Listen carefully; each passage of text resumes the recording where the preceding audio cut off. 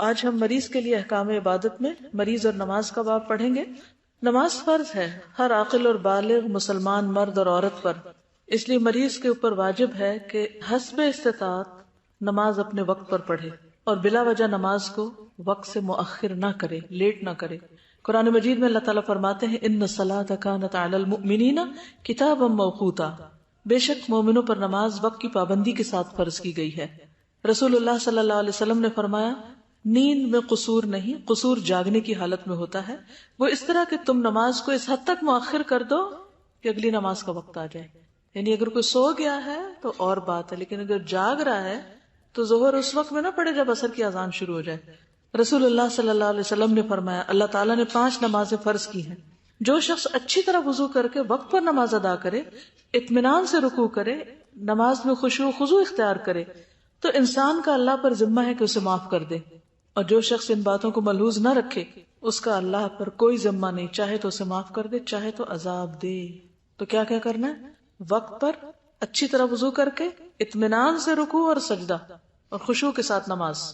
رسول اللہ صلی اللہ علیہ وسلم نے فرمایا جان بوجھ کر نماز کو ترک مت کیا کرو، اس لیے کہ جو شخص جان بوجھ کر نماز چھوڑتا ہے اس سے اللہ کی ذمہ داری ختم ہو جاتی ہے، یعنی بخشش کا وعدہ نہیں ہے اس کے لیے۔ رسول اللہ صلی اللہ علیہ وسلم نے فرمایا انسان اور اس کے کفر اور شرک کے درمیان نماز چھوڑنے کا فرق ہے، یعنی نماز ہی انسان کے اسلام کی پہچان ہے، اس لیے بیماری میں بھی نماز کی فکر کرنی چاہیے۔ اور کل آپ کو وہ حدیث بتائی گئی تھی کہ کس طرح نبی صلی اللہ علیہ وسلم جب بہت زیادہ بیمار ہوئے اور آپ پر غشی طاری ہو گئی، ہوش آئی تو آپ نے سب سے پہلے کیا بات پوچھی؟ کیا لوگوں نے نماز پڑھ لی؟ پھر دوبارہ بے ہوش ہو گئے تو پھر آپ نے ہوش آنے پہ یہی پوچھا کہ کیا لوگوں نے نماز پڑھ لی؟ تو اس سے پتہ چلتا ہے کہ سب سے زیادہ فکر کسی بھی موقع پر نماز کی ہونی چاہیے، لیکن ہمارے یہاں کتنے پروگرام ہیں جو نماز کا وقت سامنے رکھ کے بنائے جائیں۔ مثلاً کتنے لوگ ایسے ہیں کہ جو شادی کی دعوت طے کرتے ہیں لیکن بالکل اس میں فکر نہیں کرتے کہ نماز کا وقت آئے گا، اور اگر نماز کا وقت آئے تو جگہ کوئی انتظام نہیں کرتے، یعنی اس کو بہت ہلکا لیا جاتا ہے۔ تو ہمیشہ ہمارے سارے دن کی جو پلاننگ ہے، ڈے پلاننگ، وہ کس کے اراؤنڈ ہونی چاہیے؟ نمازوں کے۔ موت کے قریب بھی نماز کی فکر کرنی چاہیے۔ مسور بن مخرمہ کہتے ہیں کہ وہ اس رات عمر بن خطاب کے پاس آئے جس رات ان کو خنجر لگا تھا۔ انہوں نے عمر رضی اللہ عنہ کو صبح کی نماز کے لیے جگایا تو عمر نے کہا ہاں جو نماز نہ پڑھے اس کا اسلام میں کوئی حصہ نہیں، یعنی انہیں خنجر لگا اور آپ کو معلوم ہے کہ وہ اتنا سخت گہرا زخم تھا کہ آنتوں تک جا لگا تھا۔ جب آپ کو دودھ دیا گیا تو آپ کی آنتوں سے دودھ بہنے لگا، لیکن اس حال میں بھی اٹھ کے نماز پڑھ رہے ہیں۔ پھر عمر رضی اللہ عنہ نے اس حال میں نماز پڑھی کہ ان کے زخم سے خون رس رہا تھا، پھر بھی نماز پڑھ رہے تھے۔ اور صرف فرض نماز نہیں، حت البصا نفل وغیرہ بھی پڑھنے کی کوشش کرنی چاہیے۔ عائشہ رضی اللہ تعالیٰ عنہا نے فرمایا رات کا قیام مت چھوڑو، کیونکہ رسول اللہ صلی اللہ علیہ وسلم اس کو نہیں چھوڑتے تھے۔ اگر آپ بیمار ہوتے یا طبیعت میں چستی نہ ہوتی تو بیٹھ کر نماز پڑھ لیا کرتے تھے، یعنی بیماری میں بھی نوافل کا اہتمام کرتے۔ اور اللہ سبحانہ وتعالیٰ نے اپنی خاص رحمت سے بیماروں کو جو سہولتیں دی ہیں اس میں اگر کھڑے ہو کر نماز نہیں پڑھ سکتے تو کیا کریں؟ بیٹھ کے پڑھ لیں۔ عمران بن حسین سے روایت ہے کہ وہ بواسیر کے مریض تھے، انہوں نے کہا میں نے رسول اللہ صلی اللہ علیہ وسلم سے کسی آدمی کے بیٹھ کر نماز پڑھنے کے بارے میں پوچھا، آپ نے فرمایا افضل یہی ہے کہ کھڑے ہو کر پڑھو، کیونکہ بیٹھ کر پڑھنے والے کو کھڑے ہو کر پڑھنے والے سے آدھا ثواب ملتا ہے، اور لیٹ کر پڑھنے والے کو بیٹھ کر نماز پڑھنے والے سے آدھا ثواب ملتا ہے۔ تو اس لیے تکلیف کے باوجود بھی انسان کوشش کرے کہ کھڑا ہی ہو۔ اسماء بنت ابی بکر کہتی ہے کہ جس دن سورج گرہن ہوا تو نبی صلی اللہ علیہ وسلم اس طرح گھبرا کر نکلے کہ اپنی قمیص پکڑ لی، پھر آپ کو چادر پہنچائی گئی اور لوگوں کو لے کر طویل قیام کیا۔ نبی صلی اللہ علیہ وسلم اس دوران قیام اور رکوع کرتے رہے۔ میں نے ایک عورت کو دیکھا جو مجھ سے زیادہ بڑی عمر کی تھی لیکن وہ کھڑی تھی، پھر میں نے ایک عورت کو دیکھا جو مجھ سے زیادہ بیمار تھی لیکن وہ بھی کھڑی تھی۔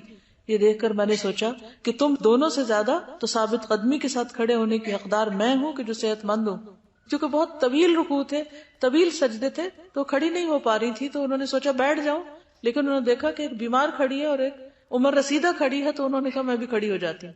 تو ہمیشہ نیکی کے معاملے میں ہمیں اپنے سے اوپر والے کو دیکھنا چاہیے۔ ام سلمہ فرماتی کہ رسول اللہ صلی اللہ علیہ وسلم وفات کے قریب اکثر بیٹھ کر نماز ادا کرتے، البتہ فرض نماز کھڑے ہو کر ہی ادا کرتے۔ تو اس سے کیا پتہ چلتا ہے کہ حت البصا فرض نماز کھڑے ہو کے پڑھنا چاہیے، لیکن ہمارے تو عام طور پر لوگ دنیا بھر کے کام کھڑے ہو کے کرتے ہیں اور نماز میں بیٹھ جاتے ہیں۔ پھر سہارا لے کر کھڑے ہونے کی کوشش کرنی چاہیے اگر ویسے نہیں کھڑے ہو سکتے۔ رسول اللہ صلی اللہ علیہ وسلم کی عمر مبارک جب زیادہ ہو گئی تو آپ ایک ستون سے ٹیک لگا کر رات کی نماز میں قیام فرماتے تھے، لیکن کھڑے رہتے پھر بھی۔ اگر نماز بیٹھ کر شروع کی لیکن دوران نماز میں کچھ کمی محسوس ہوئی تو باقی نماز کھڑے ہو کر پوری کی جا سکتی ہے۔ مثلا آپ اٹھ ہی نہیں پا رہے، پاؤں میں درد ہے، ٹانگ میں درد ہے، کوئی ایسی تکلیف ہے تو آپ نے بیٹھ کے شروع کی، لیکن بیٹھ کے پھر آپ کو لگا کہ اب میرے جسم کی اکڑ دور ہو گئی ہے، اب میں کھڑا ہو سکتا ہوں، تو بیچ میں ہی اٹھ جائیے، کوئی حرج نہیں۔ اسی طرح آپ کھڑے ہیں، کھڑے کھڑے کھڑے آپ کو لگا کہ آپ گرنے لگے تو بیٹھ جائیے، یعنی بیچ میں بھی آپ اپنی پوزیشن چینج کر سکتے ہیں۔ حضرت عائشہ بیان کرتی ہیں کہ رسول اللہ صلی اللہ علیہ وسلم کو بڑھاپا آنے سے پہلے میں نے کبھی نہیں دیکھا تھا کہ رات کی نماز میں آپ نے بیٹھ کر قرات کی ہو، مگر جب بوڑھے ہو گئے تو بیٹھ کر بھی قرات کیا کرتے تھے، حتیٰ کہ جب 30 یا 40 آیتیں باقی رہ جاتی تو کھڑے ہو کر پڑھ لیا کرتے تھے۔ حسن بصری کہتے ہیں کہ مریض 2 رکعت بیٹھ کر اور 2 رکعت کھڑے ہو کر پڑھ سکتا ہے، یعنی آپ آدھی نماز بیٹھ کے آدھی کھڑے ہو کے بھی پڑھ سکتے ہیں، نوافل کی بات ہے، یعنی مریض جس طرح آسانی سے نماز پڑھنا چاہے پڑھے، لیکن پڑھے ضرور۔ حضرت انس فرماتے ہیں کہ رسول اللہ صلی اللہ علیہ وسلم گھوڑے سے گر پڑے اور اس کی وجہ سے آپ کے دائیں پہلو پر زخم آ گئے، ہم عیادت کے لیے گئے تو نماز کا وقت آ گیا، آپ نے بیٹھ کر نماز پڑھائی، ہم نے بھی بیٹھ کر آپ کے پیچھے نماز پڑھی۔ حضرت حفصہ سے مروی ہے کہ میں نے رسول اللہ صلی اللہ علیہ وسلم کو بیٹھ کر نفل نماز پڑھتے ہوئے کبھی نہیں دیکھا، لیکن مرض الوفات سے 1-2 سال قبل آپ بیٹھ کر نفل پڑھنے لگ گئے تھے۔ اس میں جس سورت کی تلاوت فرماتے اسے خوب ٹھہر ٹھہر کے پڑھتے، حتیٰ کہ وہ خوب طویل ہو جاتی، یعنی رکعتوں کی طوالت کم نہیں کی، ہاں بیٹھ گئے، یعنی قرات لمبی کی۔ ہم کیا کرتے ہیں؟ قرات چھوٹی کر دیتے ہیں۔ بیٹھ نہ سکے تو پہلو کے بل لیٹ کر بھی نماز پڑھی جا سکتی۔ عمران بن حسین سے روایت ہے، مجھے بواسیر کی شکایت تھی، میں نے نبی صلی اللہ علیہ وسلم سے دریافت کیا میں نماز کیسے پڑھوں؟ فرمایا کھڑے ہو کے پڑھو، اگر اس کی طاقت نہیں تو بیٹھ کر، اگر اس کی بھی نہیں تو سائیڈ پر لیٹ کر، یعنی اگر مریض کو آپ سائیڈ پہ قبلہ رخ کر دیں تو وہ زیادہ بہتر ہے بنسبت بالکل آسمان کی طرف منہ کر کے نماز پڑھنے کی، لیکن اگر وہ سائیڈ نہیں بدل سکتا تو پھر سیدھے بھی ٹھیک ہے۔ بیٹھ کر نماز کیسے پڑھی جائے گی؟ ادھر کرسی پہ یا تشہد کی حالت میں نیچے، اگر سخت مجبوری ہے تو پھر جس طرح بھی سہولت ہو۔ رکوع کے لیے جس قدر ممکن ہو جھکنا چاہیے، اگر سجدہ زمین پہ نہ کر سکتے ہو تو رکوع کی نسبت سجدے کے لیے زیادہ جھکیں، ٹھیک ہے؟ کھڑے ہو کر پڑھیں، نہیں تو بیٹھیں گے کیسے؟ یا کرسی پہ یا زمین پہ۔ زمین پہ کیسے بیٹھیں گے؟ تشہد میں۔ اگر تشہد میں نہیں بیٹھ سکتے، مثلا گھٹنوں میں تکلیف ہے، ٹانگوں میں سوجن ہے، تو آپ کس طرح بیٹھ سکتے ہیں؟ 2 زانوں بھی بیٹھ سکتے ہیں۔ اگر اس طرح بھی نہیں بیٹھ سکتے تو ایک ٹانگ آگے کو یا پیچھے کو بھی نکال سکتے ہیں، جیسے سہولت ہو پڑھ لے انسان، لیکن نماز پڑھے۔ پھر اسی طرح اگر ساری نماز بیٹھ کے پڑھ رہے ہیں تو رکوع کی نسبت سجدہ زیادہ جھک کے کرے اور طویل کر لے، یعنی دونوں میں فرق ہونا چاہیے۔ یہ نہیں کہ آپ رکوع کر رہے ہیں اور سجدہ بھی کر رہے ہیں اور آپ کو یہ پتہ ہی نہیں چل رہا کہ آپ نے کیا کیا، اور اپنے آپ سوچتے اچھا رکوع کیا تھا، کیونکہ آپ نے وہ دونوں میں فرق ہی نہیں کیا۔ تو دونوں کی ادائیگی میں فرق ہونا چاہیے۔ اگر بیٹھ کر نماز پڑھیں تو بیٹھ کے رکوع کر لیں، اگر رکوع اور سجدے کے لیے بھی نہیں جھک سکتے آپ تو کیا کریں؟ اگر آپ یوں نہیں کر سکتے، کمر میں تکلیف ہو گئی ہے، کئی لوگوں کا کمر کا آپریشن ہوتا ہے ریڑھ کی ہڈی کا، اب وہ ایسے نہیں کر سکتے، وہ کیا کریں؟ اشارہ کس سے؟ گردن سے، گردن کو کریں۔ لیکن اگر گردن پہ بھی کالر لگا ہوا ہے تو کیا کریں؟ آنکھوں سے، ہاتھوں سے اور آنکھوں سے۔ لیکن جتنا ممکن ہو کھڑے ہو کے پڑھی جائے، کیونکہ قوموا للہ قانتین۔ سجدے کے لیے میز استعمال نہ کیا جائے۔ اکثر آپ دیکھیں موٹر وے پہ یا کہیں کسی مسجد میں بیٹھ کے پڑھنے والوں کے لیے چیئر جو رکھی ہوتی ہے اس کے آگے ٹیبل بھی بنا ہوتا ہے، وہ اتنی مشکل پڑتی ہے، نہ اس کے اندر بندہ گھس سکتا ہے نہ اس کے علاوہ نیچے بیٹھ سکتا ہے کہیں۔ تو عام کانسیپٹ یہی ہے کہ ٹیبل پہ سجدہ کر لو یا کوئی چیز آگے رکھ کے اس پہ سجدہ کرو، نہیں، اشارے میں صرف اشارے سے ہی پڑھیں گے، کسی اور چیز کو رکھ کے سجدہ نہیں کریں گے، کوئی تکیہ یا گدا یا میز یا کوئی گتا کوئی چیز اور نہیں رکھیں گے۔ رسول اللہ صلی اللہ علیہ وسلم نے ایک مریض کی عیادت کی، آپ نے اسے تکیے پہ نماز پڑھتے دیکھا تو آپ نے تکیے کو پکڑا اور پھینک دیا، اس نے ایک لکڑی پکڑی کہ اس پر نماز پڑھے، آپ نے اسے بھی پکڑ کے پھینک دیا، فرمایا اگر استطاعت رکھتے ہو تو زمین پہ پڑھو، نہیں تو اشارہ کرو جیسے اشارہ کرتے ہیں، اور اپنے سجدوں میں رکوع سے زیادہ جھک جاؤ۔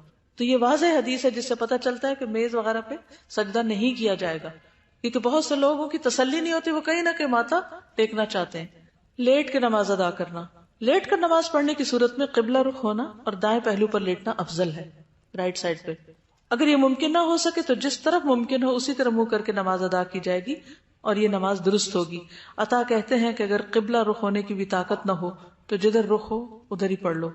ایسا مریض جس کے ہوش و حواس قائم ہو مگر نماز کا کوئی بھی رکن ادا کرنے سے قاصر ہو تو دل ہی دل میں نماز کے ارکان کا تصور کر لے، یعنی آنکھیں بھی نہیں ہلا سکتا، دل میں ہی۔ وہ کون سا موقع ہو سکتا ہے کہ آنکھیں بھی نہ ہلا سکے انسان؟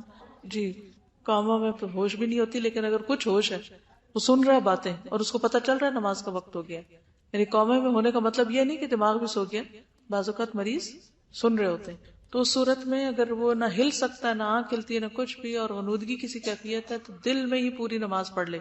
ہاں، اور اگر منہ نہیں ہلتا، زبان نہیں ہلتی، تو بھی دل میں نماز پڑھ لے۔ بعض اوقات ایسا ہوتا ہے نا کہ انسان اتنا ویک ہوتا ہے کہ زبان بھی نہیں ہلا سکتا، دل میں پڑھے۔ اور اگر آنکھ کے اشارے سے پڑھ رہا ہے نا، تو رکوع میں کم جھکائے آنکھ، اور سجدے میں اور زیادہ جھکا لے، یعنی بند کر لے، آدھی بند کر لے رکوع میں، اور زیادہ اس سے کر لے سجدے میں۔ اگر مریض بھول جائے یا بیچ میں سو جائے تو پھر کیا کرے؟ تو جب یاد آئے، جب جاگے تو نماز پڑھ لے۔ نبی صلی اللہ علیہ وسلم نے فرمایا، جو شخص کسی نماز کے وقت سوتا رہ گیا یا نماز سے غافل ہو گیا تو جب یاد آئے نماز پڑھ لے، کیونکہ اللہ تعالیٰ فرماتے ہیں وَأَقِمِ الصَّلَاةَ لِذِكْرِي، میری یاد کے لیے نماز قائم کرو۔ یہ صرف مسائل نہیں آپ یاد کریں گے کہ دلائل بھی یاد کریں گے۔ اور آج آپ جا کے ذرا گھر والوں سے پوچھیں کون سی نماز کیسے پڑھیں گے، بیماری میں کیسے نماز پڑھتے ہیں۔ پھر اسی طرح اگر انسان بیماری کی وجہ سے سوتا رہ جائے، مثلا تہجد کی عادت تھی، تو کیا کرے؟ دن کو پڑھ لے کسی وقت کو نوافل۔ حضرت عائشہ فرماتی ہیں رسول اللہ صلی اللہ علیہ وسلم جب بھی کوئی نماز شروع کرتے تو اسے ہمیشہ پڑھتے۔ اگر آپ سے کسی دن نیند کے غلبے یا بیماری کی وجہ سے تہجد کی نماز چھوٹ جاتی تو آپ دن کے وقت 12 رکعتیں پڑھ لیتے۔ اگر بیمار کے لیے ہر نماز کو اس کے وقت پہ پڑھنا مشکل ہو تو ظہر، عصر اور مغرب، عشاء کو جمع کر سکتا ہے۔ ٹھیک ہے، یعنی اگر جیسے استحاضہ والی عورت کو آپ نے غسل کا کہا تھا کہ اگر غسل کرے تو ظہر عصر کو ملا کے پڑھ لے، تو اسی طرح کوئی اور بیمار ایسا کہ جس کے لیے وضو، تیمم، اس کو اٹھانا بٹھانا، بار بار ہلانا جلانا اس کے لیے نقصان دہ ہو، مثلا کوئی ہڈی ٹوٹ گئی یا زیادہ ہڈیاں ٹوٹ گئی ہیں، تو اس صورت میں کیا، ایک دفعہ اگر اس نے وضو یا تیمم کیا تو 2 نمازوں کو اکٹھا کر لے، حسب ضرورت، عام طور پر نہیں لیکن کبھی ون سے نوائل۔ تو یہ طریقہ کیا ہے اس کا کہ ایک نماز کو اس کے آخری وقت میں اور دوسری نماز کو اول وقت میں، یعنی ظہر کا بالکل آخری وقت اور عصر کا اول وقت، اسی طرح مغرب اور عشاء، ان کو جمع سوری کہتے ہیں۔ ابن عباس کہتے ہیں کہ رسول اللہ صلی اللہ علیہ وسلم نے مدینہ میں مقیم ہوتے ہوئے بغیر کسی خوف یا بارش کے ظہر اور عصر کی اور مغرب اور عشاء کی نمازیں جمع کر کے پڑھی۔ کیوں؟ تاکہ امت کے لیے سہولت ہو جائے، یہ روز کی روٹین نہیں تھی لیکن ایک دفعہ پڑھ کے دکھا دی۔ وکی کہتے ہیں میں نے ابن عباس سے پوچھا آپ کا مقصد کیا تھا؟ فرمایا تاکہ امت کو مشقت نہ ہو۔ اگر مریض بے ہوش ہو جائے پھر کیا کرے؟ ہوش آ جائے یا علاج کی غرض سے بے ہوش کیا جائے، انستھیزیا دیا جائے، تو ہوش و حواس درست ہونے پر چھوڑی ہوئی نمازوں کو ترتیب سے ادا کر لے، قضا پڑھ لے۔ ابو قتادہ کا بیان ہے کہ رسول اللہ صلی اللہ علیہ وسلم اپنے ایک سفر میں تھے تو آپ راہ سے ایک طرف کو ہو گئے، میں بھی آپ کے ساتھ ایک طرف ہو گیا۔ آپ نے فرمایا ذرا دیکھو، تو میں نے کہا کہ یہ سوار آ رہا ہے، یہ 2 ہیں اور وہ 3 ہیں، حتیٰ کہ ہم 7 افراد ہو گئے۔ تب آپ نے فرمایا ہماری نماز کا خیال کرنا، یعنی فجر کا، لیکن ان کے کان بند کر دیے گئے، یعنی سوتے رہ گئے، بس ان کو سورج کی کرنوں ہی نے جگایا۔ اور وہ اٹھے اور کچھ وقت چلے، پھر اترے، وضو کیا اور بلال نے اذان کہی، سب نے فجر کی سنتیں پڑھی، پھر فجر کی نماز ادا کی اور سوار ہو گئے۔ تو لوگ ایک دوسرے سے کہنے لگے ہم نے اپنی نماز میں بہت تقصیر کی۔ تو نبی صلی اللہ علیہ وسلم نے فرمایا سو جانے میں کوئی تقصیر نہیں، یعنی کوئی جان بوجھ کے نہیں سویا، لیکن بعض اوقات کیا ہوتا ہے کہ انسان پہ اچانک نیند کا ایسا غلبہ آتا ہے اور اٹھتا تو وقت جا چکا ہوتا ہے، مثلا مغرب کا وقت۔ فرمایا تقصیر یا کوتاہی تو اس کی ہے جو جاگ رہا ہو، لہٰذا جب تم میں سے کوئی نماز پڑھنا بھول جائے تو جب یاد آئے تو اس کو پڑھ لے، اور پھر آئندہ بر وقت ہی ادا کرے، یعنی ہمیشہ ایسا نہ شروع کر دے۔ اگر بے ہوشی طویل ہو جائے تو اس کا حکم نیند والے شخص کی طرح ہے، اس کے ذمہ کوئی قضا نہیں، یعنی کئی دن تک بے ہوش ہے، 6 مہینے کوئی قومے میں ہے تو اس پر پھر نمازیں نہیں ہوگی کیونکہ تو ہوش میں ہی نہیں۔ حضرت عائشہ فرماتی ہے کہ رسول اللہ صلی اللہ علیہ وسلم نے فرمایا 3 آدمیوں سے قلم اٹھا لیا گیا، سویا ہوا حتیٰ کہ جاگ جائے، ٹھیک ہے، اور بے ہوش جب وہ ہوش میں آئے، مجنون جب اس کو افاقہ ہو جائے۔ اگر مریض سنت اور نفل ادا نہ کر سکتا ہو تو صرف فرض پر ہی اکتفا کر لے، لیکن اگر ادا کر سکتا ہو تو وہ بھی پڑھے، کیونکہ کچھ بیماریاں تو بہت طویل چلتی ہیں نا، تو ایسی صورت میں انسان مستقل طور پر نفل نہ چھوڑ دے۔ اب بچے کی پیدائش اور نماز، پیدائش کے موقع پر جب تک عورت کو خون جاری نہیں ہوتا نماز پڑھی جائے گی، ایون جو پینز آ رہی ہو نا اور ابھی ڈلیوری نہیں ہوئی تو نماز ادا کی جائے گی۔ اس وقت وضو کر سکے تو وضو کر لے، نہیں ممکن تو تیمم کر لے، لیکن جب تک خون نہیں نکلنا شروع ہوتا عورت نماز پڑھتی رہے گی جب تک بچہ پیدا نہیں ہو جاتا۔ پھر نفاس کی مدت، بچے کی ولادت کے بعد نفاس کی کم سے کم کوئی حد مقرر نہیں، لیکن زیادہ سے زیادہ 40 دن ہے۔ اگر عورت بچے کی ولادت کے 10 دن بعد یا اس سے کم یا زیادہ دنوں میں پاک ہو جائے تو غسل کر کے نماز پڑھے، اور اسی طرح روزہ بھی رکھے، خواہ 40 دن پورے ہوئے ہوں یا نہ۔ اگر نفاس والی عورت 40 دن پورے کر لے اور خون ابھی جاری ہوا ہو تو ایسی صورت میں غسل کر کے نماز شروع کر دے گی، کیونکہ یہاں سے اس کا استحاضہ شروع ہو گیا، کیونکہ 40 دن کے بعد خون کا جاری رہنا استحاضہ ہے، الا یہ کہ پیریڈ شروع ہو جائے، حمل کا ساقط ہونا، کیونکہ پیریڈز کا انداز ہی بالکل فرق ہوتا ہے، کریمپس پڑ رہے ہوتے ہیں، مزاج میں تبدیلی ہوتی ہے، خون کے رنگ میں فرق ہوتا ہے۔ پھر اسی طرح عورت کا حمل ساقط ہو جانا، ابارشن ہونا یا مسکیریج ہونا۔ عورت کا حمل اس حالت میں ساقط ہو کہ جنین کا سر، ہاتھ، پاؤں، دیگر اعضاء بن چکے ہوں تو وہ نفاس والی ہے، اس کے لیے وہی احکام ہوں گے جو نفاس کے ہیں۔ عورت کا حمل اس حالت میں ساقط ہوا کہ جنین کی تخلیق واضح نہ ہو، بس تھوڑا سا ایسے لوتھڑا سا ہو، یعنی کوئی اور چیز اس میں سے نہیں نکلی، تو اس کا حکم حیض اور نفاس کا نہیں بلکہ استحاضہ کا ہوگا۔ یہ نماز پڑھے گی اور رمضان کے روزے بھی رکھے گی، اور ہر نماز کے وقت تازہ وضو کرنا ہوگا، مستحاضہ کی طرح روئی وغیرہ کے ساتھ خون کو گرنے سے روکنا ہوگا، اور اس کے لیے بھی نمازوں کو جمع کرنے کی سہولت ہوگی۔ اگر جنین 81 ڈیز کا ہو جائے اور جس میں اعضاء کا پیدا ہونا ممکن ہے تو اس وجہ سے پھر نماز کو چھوڑا جائے گا۔ ام سلمہ کہتی ہیں کہ نفاس والی عورتیں رسول اللہ صلی اللہ علیہ وسلم کے دور میں زچگی کے بعد 40 دن یا 40 راتیں بیٹھی رہتی، اور ان کے چہرے کی رنگت بدل جانے یعنی جھائیاں وغیرہ پڑ جانے کی وجہ سے ہم اپنے چہروں پہ ورس ملتی تھی، یعنی جیسے کریم وغیرہ لگاتی، یعنی ایک بوٹی کا نام ہے ورس، یعنی وہ لگا لیتی تھی۔ مریض اور روزہ، مریض کے لیے روزہ نہ رکھنے کی رخصت ہے۔ کہاں سے دلیل ملتی؟ وَإِن كُنتُم مَرْضَىٰ أَوْ عَلَىٰ سَفَرٍ فَعِدَّةٌ مِّنْ أَيَّامٍ أُخَرَ، لیکن اس کو قضا رکھنی ہوگی۔ یرید اللہ بکم اليسر ولا یرید بکم العسر، اللہ تمہارے ساتھ آسانی چاہتا ہے، تنگی نہیں چاہتا۔ عطا بن ابی رباح کہتے ہیں ہر بیماری میں روزہ نہ رکھنا جائز ہے، یعنی چھوڑ سکتے ہیں، الا یہ کہ فلو وغیرہ ہے جس میں روزہ اور فائدہ مند ہے، یا کچھ ایسی مستقل بیماریاں ہوتی ہیں جن کے ساتھ انسان زندگی کے باقی سب کام کر رہا ہوتا ہے تو ان کے ساتھ روزہ بھی رکھتا چلا جائے، مثلا بی پی کی بیماری ہے یا اور اس طرح کی بیماری یا کسی عذر کی بنا پر چھوڑے گئے روزوں کی قضا ادا کرنا واجب ہے۔ فعدۃ من ایام اخر، یہ قضا پورے سال میں کسی بھی طرح لگاتار یا الگ الگ رکھ سکتے ہیں، قضا روزے ایک سٹریچ میں رکھنا ضروری نہیں ہوتا۔ ابن عباس کہتے ہیں کہ ان کو متفرق دنوں میں رکھنے میں کوئی حرج نہیں، کیونکہ اللہ تعالیٰ نے گنتی پوری کرنے کے لیے کہا ہے، یہ نہیں کہا کہ وہ پورا ایک مہینہ اکٹھا رکھیں۔ حضرت عائشہ کہتی ہے رمضان کا روزہ مجھ سے چھوٹ جاتا اور میں شعبان سے پہلے اس کی قضا کی استطاعت نہ رکھتی، نہیں ڈیلے کرتے کرتے اگلا رمضان جب آنے لگتا تو اس سے پہلے قضا پوری کر لیتی۔ فدیے کی ادائیگی، جو شخص دائمی مریض یا نہایت کمزور ہو یا بوڑھا ہو اور روزہ نہ رکھ سکے تو ایسی صورت میں فدیہ دے دے۔ ففدیۃ طعام مسکین، جو لوگ اس کی طاقت نہ رکھتے ان پر فدیہ ہے ایک مسکین کا کھانا۔ ابن عباس کہتے ہیں آیت منسوخ نہیں ہوئی بلکہ اس سے مراد بہت بوڑھا مرد یا بوڑھی عورت ہے جو روزے کی طاقت نہ رکھتی ہو، انہیں چاہیے کہ ہر روزے کے بدلے ایک مسکین کو کھانا کھلا دیں۔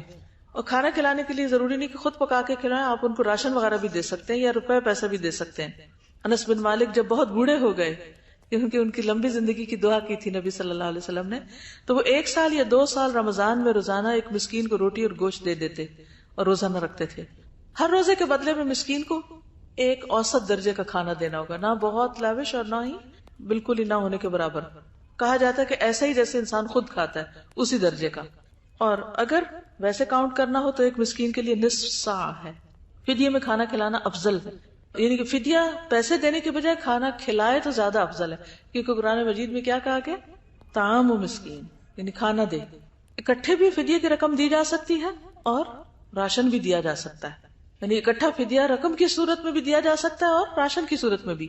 حسن بصری اور ابراہیم نخعی کہتے ہیں کہ دودھ پلانے والی یا حاملہ کو اگر اپنی یا اپنے بچے کی جان کا خوف ہو تو افطار کر لیں۔ پریگننٹ خاتون ہے، دل گھٹنے لگے، بے ہوش ہونے لگی، تو اس میں کیا ہے، روزہ کھولا بھی جا سکتا ہے اور پھر اس کی قضا دینی ہوگی ایک روزہ۔ علاج کی کیا کیفیت ہے روزے کی حالت میں؟ بلڈ دے سکتے ہیں، بلڈ ٹیسٹ ہوتے ہیں نا، تو اگر آپ نے روزہ رکھا ہوا اور وہ بلڈ ٹیسٹ ہو رہا ہے، بلڈ لے رہے ہیں تو دے سکتے ہیں آپ۔ اسی طرح چوٹ یا زخم لگنے کی صورت میں خون نکل جائے تو روزہ نہیں ٹوٹتا۔ ابن عباس کہتے ہیں کہ روزہ ان چیز سے ٹوٹتا ہے جو اندر جاتی ہیں، ان سے نہیں جو باہر آتی ہیں۔ یہ ایک اصول یاد رکھیں۔ کیا روزہ کس سے ٹوٹتا ہے؟ جو باہر سے اندر جائے، نہیں کھائے وغیرہ یا اندر کچھ ڈالے انسان، لیکن جو چیز جیسے تھوڑی بہت الٹی آ گئی، خود سے خود نکالی نہیں، خود آ گئی، یا کوئی نکسیر پھوٹ گئی، یا رو لیا، یا بچے کو دودھ پلا رہے ہیں، تو یہ ساری چیزیں اندر سے باہر آ رہی ہیں، تو ان سے روزہ نہیں ٹوٹتا۔ جو عورتیں حاملہ ہوں یا بچے کو دودھ پلاتی ہوں، اگر روزہ رکھنے میں تکلیف محسوس کریں تو روزہ چھوڑ دیں، بعد میں اسے قضا کرتے ہوئے گنتی پوری کر لیں۔ روزے کی حالت میں تشخیص مرض کے لیے خون دیا جا سکتا ہے. ابن عباس سے ایک اور روایت ہے کہ نبی صلی اللہ علیہ وسلم نے روزے کی حالت میں سینگی لگوائی یعنی حجامہ کرایا. روزے کی حالت میں دانت کا علاج کروایا جا سکتا ہے، ضرورت کے تحت دانت نکلوایا جا سکتا ہے، الا یہ کہ دوا کے اندر جانے کا اندیشہ ہو. آنکھ، کان یا ناک میں دوا ڈالنا، اس میں احتیاط برتنے کی ضرورت ہے کہ وہ حلق سے اتر کے پیٹ میں نہ چلی جائے، کیونکہ ناک کا کنیکشن بھی گلے سے ہوتا ہے اور گلے سے پیٹ میں چیز جا سکتی ہے، اسی طرح بعض اوقات آنکھ سے بھی، تو اس سے بچنا چاہیے. رسول اللہ صلی اللہ علیہ وسلم نے فرمایا کہ وضو میں خوب ناک میں پانی چڑھاؤ، پیچھے پڑ چکے ہیں، حتیٰ کہ آنسو آ جائے یا یعنی پچھلے نتنے تک چلا جائے. لیکن اگر روزے سے تو ایسا نہ کرو. کیوں؟ کیونکہ پانی ناک سے اندر گلے تک آ جائے گا. حسن بصری کہتے ہیں کہ ناک میں دوا چڑھانے میں اگر وہ حلق تک نہ پہنچے تو کوئی حرج نہیں، یعنی اگر آپ نے صرف اگلے نتنوں میں تیل لگایا یا کوئی اور دوا ایسی کہ وہ گلے سے نیچے یعنی پیٹ تک نہیں جاتی تو کوئی بات نہیں. اسی طرح انہیلر لیا جا سکتا ہے، کیونکہ انہیلر لنگز میں جاتا ہے، سٹمک میں نہیں. ٹھیک ہے، وہ کھانے کی چیز تو نہیں جو اندر جائے گی، یہ تو ایسے جیسے آپ بریتھ کر رہے ہیں. پھر اسی طرح لیڈی ڈاکٹر سے اندرونی معائنہ کرانا، یہ کرا سکتے ہیں کہ نہیں؟ جیسے ایک عورت پریگننٹ ہے، اس نے روزہ رکھا ہوا ہے اور ڈاکٹر نے اس کو چیک کرنا ہے، کروا سکتے ہیں. اس سے روزے پہ اثر نہیں ہوتا اور نہ ہی غسل کرنا ضروری ہوتا ہے. یہ سوال بہت کامن آتا ہے، کیا اس میں غسل کرنا چاہیے؟ لیڈی ڈاکٹر سے چیک کروا کے، یا کوئی وجائنا وغیرہ چیک کرے. پھر شوگر کے مریضوں کے لیے احتیاط، اگر ان کو بیماری کے بڑھنے کا اندیشہ ہو تو روزہ چھوڑ سکتے ہیں، اگر طاقت ہو تو رکھ بھی سکتے ہیں. ہر ایک کا فرق ہوتا ہے مزاج. پھر کن چیزوں سے روزہ ٹوٹتا ہے؟ جان بوجھ کے قے کرنا، اگر خود آ رہی ہے تو پھر نہیں روزہ ٹوٹتا. نبی صلی اللہ علیہ وسلم نے فرمایا جس کسی کو قے آ جائے جبکہ وہ روزے سے ہو تو اس پر کوئی قضا نہیں، لیکن اگر وہ قصدن قے کرے تو قضا دے. ٹوٹ گیا روزہ اور اب دوبارہ ایک روزہ رکھنا ہوگا. حیض اور نفاس شروع ہو جائے چاہے دن کے کسی بھی وقت میں ہو، خواہ افطار میں چند لمحے ہی کیوں نہ ہو، روزہ چلا جائے گا. بعض لوگ کہتے ہیں آدھا دن گزر گیا اب روزہ ہو جائے گا. روزہ نہیں ہوتا چاہے 1 منٹ پہلے اگر پیریڈ شروع ہو. نبی صلی اللہ علیہ وسلم نے فرمایا کیا جب عورت حائضہ ہوتی ہے تو نماز اور روزے چھوڑ نہیں دیتی؟ یہی اس کے دین کا نقصان ہے. گلوکوز یا خون یا کوئی اور غذائی مواد کسی طریقے سے جسم میں پہنچانا، امپورٹ کرنا درست نہیں. ٹھیک ہے، یعنی طاقت کے انجیکشن نہیں لگوا سکتے آپ. انسولین جی لگا سکتے، کیونکہ روزہ دار کو ایمرجنسی کی صورت میں اگر خون لگوانا پڑے یا ڈرپ لگوانی پڑے تو اس سے روزہ ٹوٹ جائے گا. اس صورت میں بعد میں پوری کرنی ہوں گے روزے. مریض اور حج اور عمرہ، وَلِلَّهِ عَلَى النَّاسِ حِجُّ الْبَيْتِ مَنِ اسْتَطَاعَ إِلَيْهِ سَبِيلًا. لوگوں پر اللہ تعالیٰ کا حق یہ ہے کہ جو اس کے گھر تک پہنچنے کی استطاعت رکھتا ہو وہ اس کا حج کرے. تو اگر بیمار ہے جا ہی نہیں سکتا تو اس پر پھر حج نہیں، وہ کسی اور سے کروا سکتا ہے، حج بدل. رسول اللہ صلی اللہ علیہ وسلم نے فرمایا جس شخص کا حج کا ارادہ ہو اسے یہ ارادہ جلد پورا کر لینا چاہیے، کیونکہ بعض اوقات کوئی بیمار ہو جاتا ہے، کبھی سواری گم ہو جاتی ہے، کبھی کوئی اور ضرورت آڑے آ جاتی ہے. اگر کوئی شخص اتنا بوڑھا ہو کہ سواری پہ بیٹھ ہی نہیں سکتا، جیسا کہ ایک شخص نے کہا کہ یا رسول اللہ میرا باپ بہت بوڑھا ہے، حج کی طاقت نہیں رکھتا، نہ عمرے کی نہ اونٹ پہ سوار ہونے کی. فرمایا اپنے باپ کی طرف سے حج اور عمرہ کرو. تو اس سے یہ پتہ چلتا ہے کہ حج کے علاوہ عمرہ بدل بھی کیا جا سکتا ہے. اسی طرح حجۃ الوداع کا واقعہ کہ ایک عورت نے آپ سے سوال کیا میرا باپ بوڑھا ہے، سواری پہ سوار نہیں ہو سکتا، کیا میں اس کی طرف سے حج ادا کر سکتی ہوں؟ آپ نے فرمایا ہاں کر سکتی ہو، یعنی عورت مرد کی طرف سے حج بدل ادا کر سکتی. اگر کسی شخص کو بیماری کا خوف ہو اور وہ احرام باندھتے وقت یہ نیت کر لے کہ اگر بیماری بڑھ گئی تو میں وہیں احرام کھول دوں گا، تو ایسے شخص پر حج اور عمرے کی ادائیگی سے قبل ہی احرام کھولنے پر کوئی فدیہ یا دم نہیں ہوگا، یعنی اگر اس نے مشروط احرام باندھا ہے. حضرت عائشہ فرماتی ہیں کہ رسول اللہ صلی اللہ علیہ وسلم ضباع بنت زبیر جو کہ حضرت مقداد کے نکاح میں تھی ان کے ہاں تشریف لائے. پوچھا کیا تم نے حج کا ارادہ کیا؟ انہوں نے کہا اللہ کی قسم میں اکثر بیمار ہو جاتی ہوں. آپ نے فرمایا حج کرو لیکن احرام باندھتے وقت یہ شرط کر لو کہ اللہم محلی حیث حبستنی، اے اللہ جہاں تو نے مجھے روک دیا میں وہیں احرام کھول دوں گی. یعنی اگر آپ کو شک ہو کہ آپ کر نہیں پائیں گے یا کوئی رکاوٹ آ جائے گی تو پہلے سے ہی احرام کھولنے کی نیت کر لیں.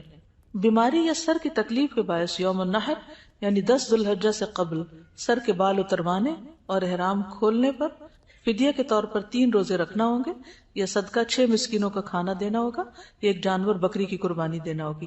قرآن مجید میں آتا ہے فمن کان منکم مریضا او بہ اذی من رأسہ ففدیۃ من صیام او صدقۃ او نسک. تم میں سے جو کوئی مریض ہو یا جس کے سر میں تکلیف ہو اور اس وجہ سے وہ اپنا سر منڈوا دے تو فدیہ میں روزے رکھے یا صدقہ دے یا قربانی کرے. آپ صلی اللہ علیہ وسلم نے حضرت کعب بن عجرہ سے تکلیف کے باعث سر منڈوانے کے فدیے کے بارے میں پوچھا تو فرمایا کہ تم ایک بکری کی قربانی کی استطاعت رکھتے ہو کیا؟ انہوں نے عرض کیا نہیں۔ فرمایا تو پھر 3 روزے رکھ لو یا 6 مسکینوں کو کھانا کھلا دو، یا ہر مسکین کو ایک وقت کے کھانے کے عوض نصف سا یعنی 1.25 کلو گندم دے دو۔ ٹھیک ہے۔ طواف اور سعی میں سہولت۔ طواف اور سعی میں سہولت کے لیے مریض ویل چیئر کا استعمال کر سکتا ہے۔ ام سلمہ کہتی ہیں کہ میں نے رسول اللہ صلی اللہ علیہ وسلم کو حجۃ الوداع میں اپنی بیماری کا بتایا۔ میں نے کہا کہ میں پیدل طواف نہیں کر سکتی۔ کس نے کہا؟ یہ ام سلمہ نے۔ تو آپ نے فرمایا لوگوں کے پیچھے رہ کر سوار ہو کے طواف کر لو، یعنی زمانے میں اونٹ وغیرہ کی سواری ہو سکتی۔ جو شخص چلنے کے قابل ہو لیکن دوڑنے کے قابل نہیں تو سعی کے دوران سب ستونوں کے بیچ میں چل کے بھی سعی کر سکتا ہے۔ وقوف عرفات میں سہولت۔ عرفات میں وقوف کا وقت عام لوگوں کے لیے 9 ذی الحجہ کے دن زوال آفتاب سے لے کر غروب آفتاب تک، یعنی سورج کے ڈھلنے سے لے کے مغرب تک کھڑے ہونا ہوتا ہے۔ لیکن اگر کوئی شخص بیماری یا انتہائی مجبوری کی وجہ سے اس دوران پورا وقت وہاں نہ ٹھہر سکے، یعنی تھوڑی دیر بس کھڑا ہو جائے اور 10 ذی الحجہ کی طلوع فجر سے پہلے بھی عرفات میں پہنچ جائے تو اس کا حج ادا ہو جائے گا، لیکن وقوف مکمل نہ کر سکنے کی وجہ سے دم دینا ہوگا۔ رسول اللہ صلی اللہ علیہ وسلم نے فرمایا حج عرفات میں ٹھہرنے کا نام ہے۔ جو شخص مزدلفہ کی رات یعنی 9 اور 10 کی درمیانی رات طلوع فجر سے پہلے میدان عرفات میں پہنچ گیا اس کا حج ہو گیا۔ وقوف عرفات حج کے فرائض میں سے ہے، اگر یہ بالکل رہ جائے تو حج نہیں ہوتا، نہ فدیہ نہ دم، کسی چیز سے تلافی نہیں۔ مزید سہولتیں، قیام مزدلفہ میں بیمار، کمزور، بچے اور بوڑھے آدھی رات کے بعد مینا روانہ ہو سکتے ہیں، یعنی وہ ارلی رمی کر لیں۔ ابن عباس کہتے ہیں میں ان لوگوں میں سے تھا جنہیں نبی صلی اللہ علیہ وسلم نے اپنے گھر کے کمزور لوگوں کے ساتھ مزدلفہ کی رات ہی میں مینا بھیج دیا تھا۔ حضرت عائشہ سے مروی ہے کہ ام المومنین سودا رضی اللہ عنہا نے نبی صلی اللہ علیہ وسلم سے مزدلفہ کی رات عام لوگوں سے پہلے روانہ ہونے کی اجازت چاہی۔ آپ رضی اللہ عنہا بھاری بھرکم بدن کی عورت تھی تو آپ نے انہیں اجازت دے دی، یعنی وہ ویسے بیمار نہیں تھی لیکن موٹاپے کی وجہ سے عام لوگوں کے ساتھ چلنا مشکل تھا، اس لیے آپ نے ان کو پہلے ہی اجازت دے دی سہولت کے لیے۔